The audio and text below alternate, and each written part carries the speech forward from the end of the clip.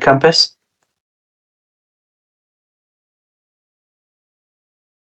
As we pointed out earlier, you can always go to the search section by clicking on the magnifying glass up here. Very useful. It defaults to the member search. Always search with the SIN number. Again, it's a unique identifier. There could be multiple people with the same last name and first name, but there's only one person with that particular SIN number. So it's the best way, if you have it, search for the member using the SIN number in the member ID field. There's also advanced search functions, which really will only be irrelevant if you want to kind of use the search as almost like a report.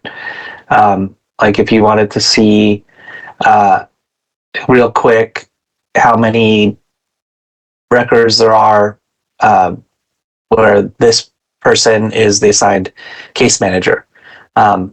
Keep in mind, if you do too broad of a search, MedCompass only allows up to 500 results. Otherwise, you just get an error and it won't show you the results. So if you pick something too broad and it's over 500, you're not going to be able to search. But we don't really need to go into this. You can, become more familiar as you start using MedCompass and see what's useful to you. But just pointing out, there's a lot more search options here. The other thing I wanted to point out is MedCompass uses wildcard functionality.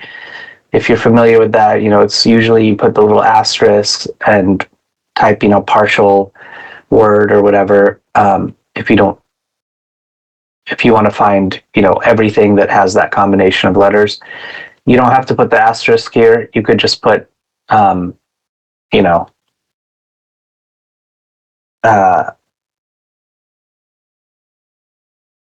don't want to show this too long, but like it got, not only the test profile, but another profile. So it pulled everyone with the last name Test whose first name started with M automatically. So that's another feature you can use throughout the searching. You're probably primarily going to be using the member search, but if you need to look up a provider profile, like let's say you want to get the phone number of a facility or maybe a skilled nursing facility or something, you can use MedCompass for that. We have a number of provider types that we are pulling directly. We get data regularly from our DHCS system, and it gets entered into MedCompass in their database. We should have an accurate list of all the skilled nursing facilities, all of the ALW providers, facility providers, all of the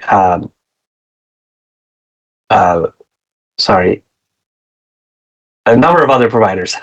My mind is blanking, but there's certain provider types that we get the official information from, and then there's a lot we don't. We don't have like a list of all the primary care physicians that accept Medi-Cal. We don't have that data in here. So what that means is any provider that's searchable in here is a provider you could add to the individual's care team, and I'll show you that in a sec. But just to show, let's say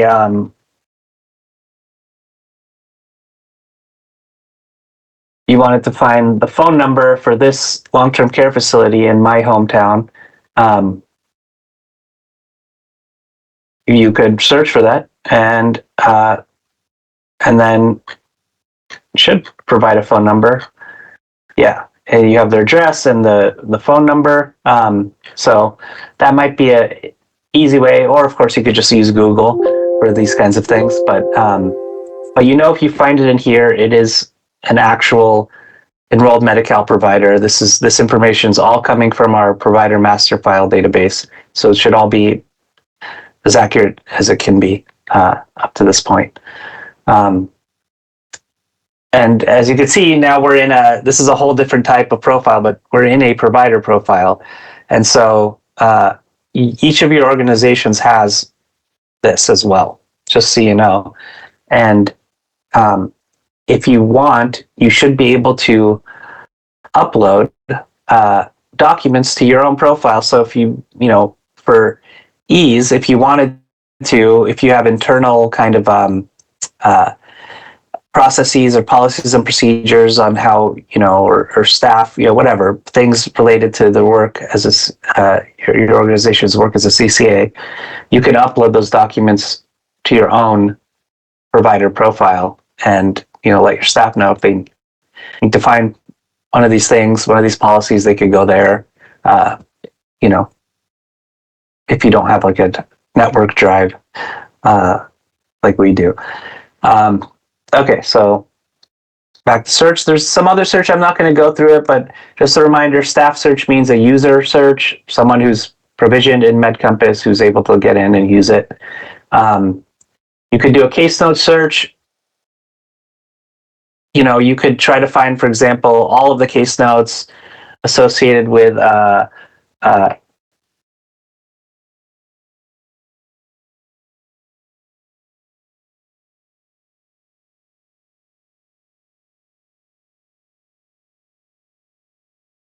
and then there's only one, but you could find all the case notes like that. Of course, if you just wanted to look at one member's case notes, you would just go to the chart.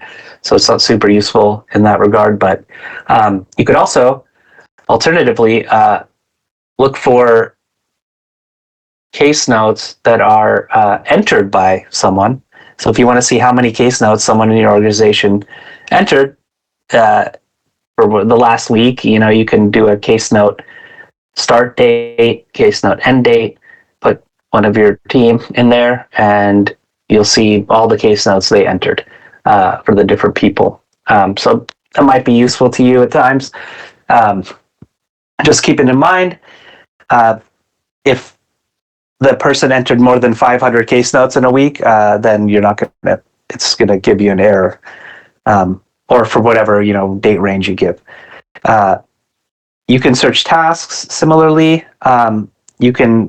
This is probably going to be quite useful because you can look at yourself, or you don't really need it for yourself, but if you're wanting to see, if you're a supervisor, for example, or support staff, and you want to see how many tasks this person's actively working, you could do a search based on the assigned to person and make sure to put a date range because if the person's been working in MedCompass for a long time, it's probably, there might be, well, maybe not with the tasks, but there might be a lot more, for example, case notes and things like that. But anyway, you could do that. Call logs. You could search for call logs, all the communications with an individual person, but it's also not that useful because you can just go to their profile and look at the call logs there and see them all. The rest I'm not going to go into. Again, we do have a document search function, but it's not useful really. You can see it just gives you a date range.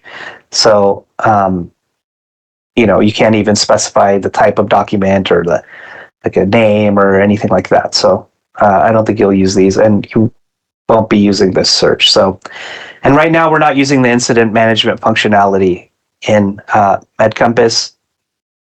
The way we will be instructing you to do it is through the call log feature for now until we make changes. We have a big project going to update our incident management process and our grievance process based on new federal requirements. So in the coming year or so, we will be starting to require the use of the incident management features. But this is your search. Again, probably primarily you're just going to be looking for members most of the time, and that's what it defaults. Next, real quick, let's look at appointments. Appointments are useful. we don't require you to use this functionality or anything. It doesn't drive our workflow, but it's, I imagine, could be quite useful for you. So there's two ways you can kind of create an appointment. One is from your own dashboard. You can go to your work tab and go to appointments, and you can, schedule an appointment.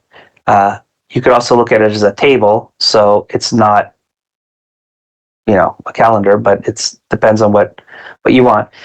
And you could also, when you use the table form, or maybe even calendar form, no.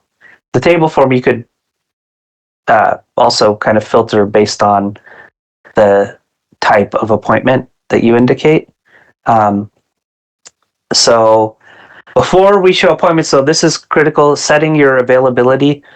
You won't be able to be actually set any appointments for yourself, or no one will be able to add you to an appointment or anything until you set your availability. Again, that's from your dashboard. Then on the left side menu, work and appointments, you click set availability, and it's pretty simple. Each day has a different record, and you can set what your start time and end time is. This is useful in that you can you will restrict anyone from setting up appointments for you here if it's outside of your normal working hours. But again, you need to go in here, click on each day that you have some availability that you're working for the CCA, and then click on the add availability. You obviously put the start time,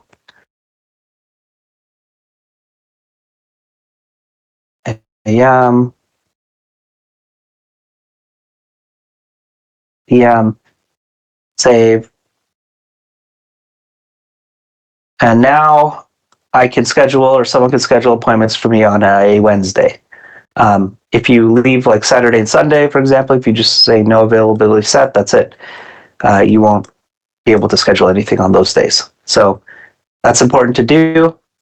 Otherwise, creating a new appointment, again, it's this same type of box up here, plus new appointment. Whoever's the organizer will automatically obviously be associated, whoever's creating the appointment. You can add other users, which means staff, other users. So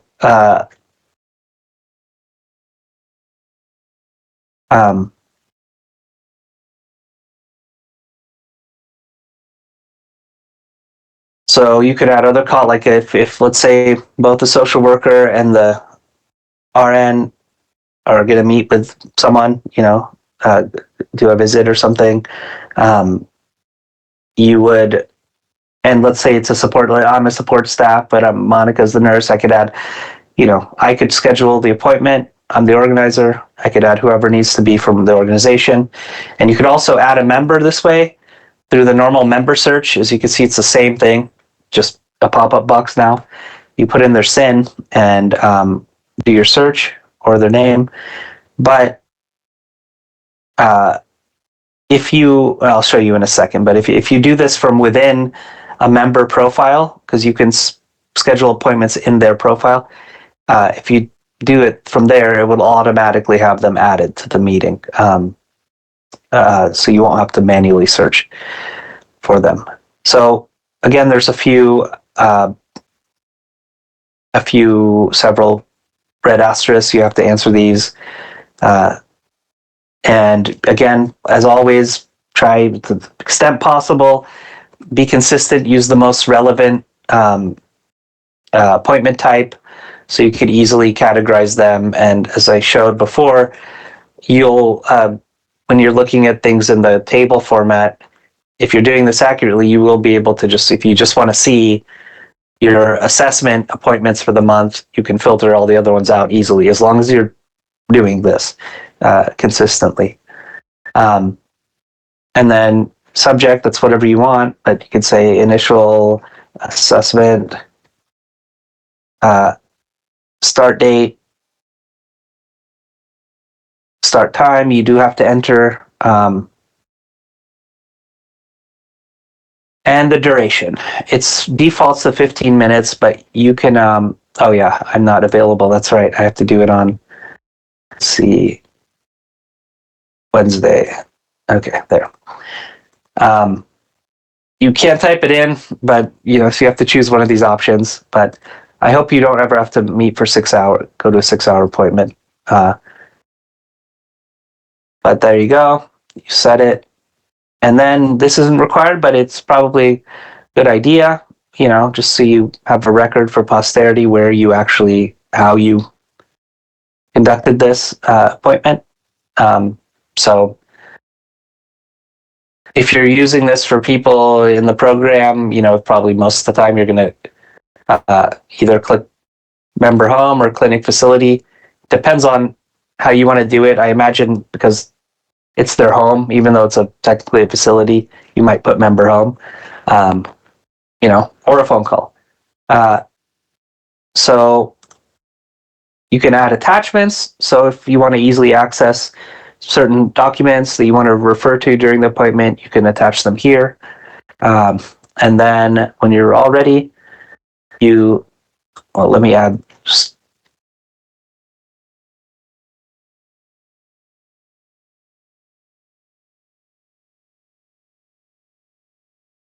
Okay, now we're ready to save. And that's your appointment. It's set. So Monica, myself, and ALW test 2 when we go into MedCompass and we look at our calendars, we will all 3 different calendars will show this appointment because we're all part of this appointment if it saves.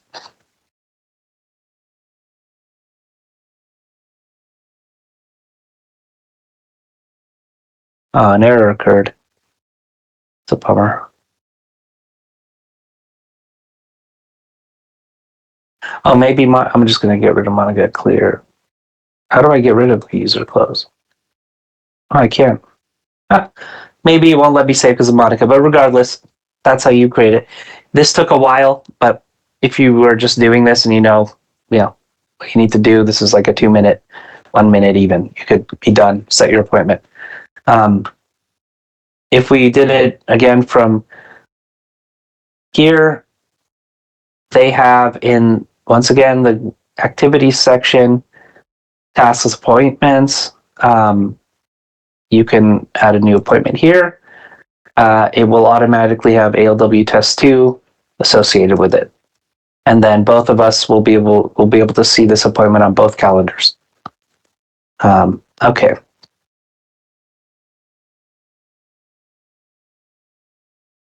Okay, so next, we got through those. Okay, real quick.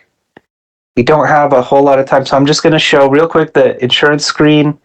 And then I think we won't go into the reporting. I think once you have reports available, we'll just we'll probably update that training. Actually, it has the training on the Reach platform has information about accessing reports. But we might also give you a quick guide in an email when we let you know that they're available for you. So insurance and eligibility. This is a view only pretty much section. It's for your reference. You won't really be needing to enter anything in here. And of course, since this is not a real person, we have no line of business. But if I go to this fake one that I think manually created a insurance record for, normally most people, once you have a SIN and it updates here with the SIN information for meds. Now, not only do you get a bunch of demographics, but you get all of this eligibility details here. So you're not going to need to generally add anything here. We're just relying on information that's coming from meds. But you can see their aid code and their eligibility status. And down here, in this insurance information section, it will show you, like, if someone has IHSS or some other specialty aid code, it would appear here, the aid code, and then the little in parentheses eligibility status code. It will show if they have a share of costs with Medi-Cal here, and it will show if it's one of these managed care plan codes. In meds, it should also populate the managed care plan code for meds here. So you have good amount of information. You, of course, if you still are used to and prefer using like the AVES system to check that, you're welcome to do that. But you have this here as well. And again, this is not so you don't change anything here. Just there's no reason to touch this area really. Okay. So, oh yeah, the member banner. Let's just point that out. I forgot to mention that earlier. Throughout this, you can see we have the navigation at the very top always, no matter where we've gone. But whenever you're in a member's profile, in their record, you also have this member banner. And in this member banner, it will have their date of birth. You can see the county. It's a quick reference for you for checking out different things. Before we go on, this is actually very useful, this alert. So I just want to show you how that works. This is something your teams will be entering if needed. And again, it's under the very useful activities section, alerts. You can create a new alert with this box here. It's very simple. You need to put a subject, a start date, and some kind of narrative. And click save, and you'll notice it's right here. The subject line shows in the alerts, and you can click in from here. So obviously, to be the most useful, you should utilize the subject line. Try to make it meaningful so you know what the alert's about. But then if you click in, then if you have more details in this narrative, which can go on, these boxes, you could type a whole story here if you need to. But for example, let's just say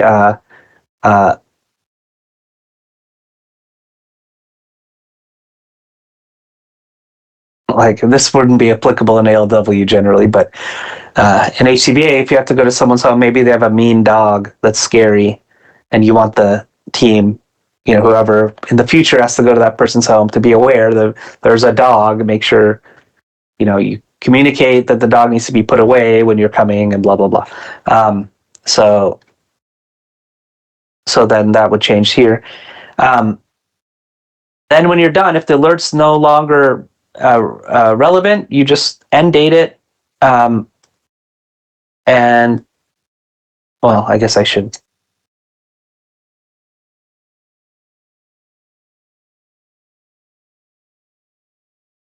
And it disappears from the banner. But if you ever need to see any of the alerts, even if they're no longer relevant, you can come back here and see all the alerts that were ever put on a case. So again, very useful because it gives visibility for your colleagues, like if something important they need to know, and yourself too. Like something like don't call before 9 a.m. or something like that because they get mad. Okay, so we pretty much went through all this. We're running out of time again. I really wanted to show the call log, but we don't really have a ton of time here. But you should utilize a call log. Case notes are great, and you can use that to document when you make a call or whatever. But really, if you at least for certain things, consistently use the call log. It's great because you could capture more easily some certain information. like you can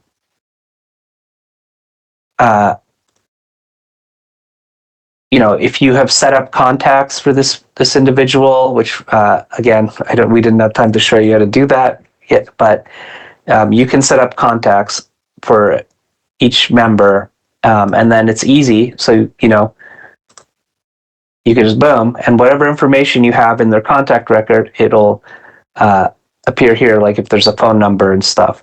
And what's good, you can indicate the relationship to the member.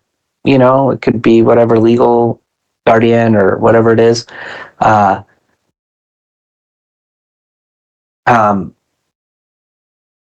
And then the details, I want to point this out though, because since we're running out of time, this is where we're going to be asking you to do the incident. And in the Reach 360 onboarding, there's screenshots and it describes how to do this. So when you get a serious incident report, you're not going to be emailing us anymore. You're going to be creating a call log, and you need to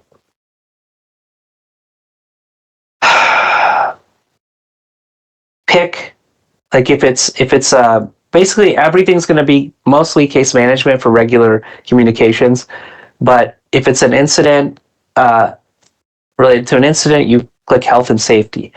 You have to do this. You have to do type in order to see this issues pop up. Now you can add a new issue. You can say the reason is an incident report. And then we have all these different types of incidents that you could pick. If none of these are applicable, you also have the option to put other, and then make sure to just add a comment. If it's an incident report, you need to add some narrative, something, explain what happened. But like if there's a medication error, you'd log it here. You would try to, to the extent the most accurate possible, what date did this medication occur? You don't even need to put that status, but there's statuses and there's actions that need to be taken potentially, or no action needed. But either way, the basic thing is you need to indicate there's an incident report, the type of incident that happened, the date it happened, and then some narrative here, just what's going on and what happened. Did they end up in the hospital after the incident? Like just something, because this is what we're using to document incidents. And if CMS wants us to give them information about it, we would come here to do it. Not the case notes. It's much cleaner here, and we're able to really narrow it down in terms of incident types. So that's very important. If nothing else, use the call log for that, but we definitely encourage you to use the call log for regular communications as well, whenever possible. All right. That is, where are we now? That's pretty much everything we have time for. I will just, reiterate that the post-intake workflows, the tier change, residential habilitation, we showed you how those get triggered. And so that's how you request. It's through the ISP. Based on what you indicate in the ISP, it will let us know. But just keep in mind, if even though you're not emailing us with a subject line residential habilitation request, you still need to do everything that's required. So if you might need to upload additional documentation to support the residential habilitation request, do that.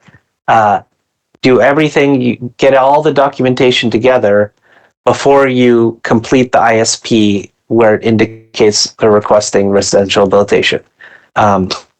Because the second you complete that ISP, it gets in the queue. And so if the nurse happens to get to it before you remember to upload the additional thing you need, it might be denied or deferred. So keep that in mind. Okay. Yeah, we have another session in a half an hour, so we really don't have time to open it up for Q&A and everything. But please feel free, either an email or if you want to continue, I could leave the meeting open for another 20 minutes or so if you want to add more in the Q&A. And if you have any issues, that you want to bring up or comments, feel free to email us. We will take them to heart, and if there's certain things we can do that will make your lives easier with with some technical fix or something, we will do that. But just so you know, we have to use MedCompass. We wanted to for a long time, but we didn't have the impetus to do so because it's a ton of work, and it was flowing great under Mercedes. You guys, it was doing we weren't getting backed up. It was smooth, on our end, and working with you was doing fine the old way. Obviously, we've enrolled thousands of people under the old way of doing things, but now we have CMS mandates that there's no possible way we will be able to provide all the reporting they're requiring now for HCBS programs without some kind of electronic case management system. There's just no way to compile all the data manually we would need to report to them. So that's why you have to be in MedCompass. There's no option, not for DHCS, not for the CCAs. And just keep that in mind as you're going through the growing pains. And thank you, everyone. It was a pleasure, and we will be following up with more content after we finish these training sessions Friday. Thank you.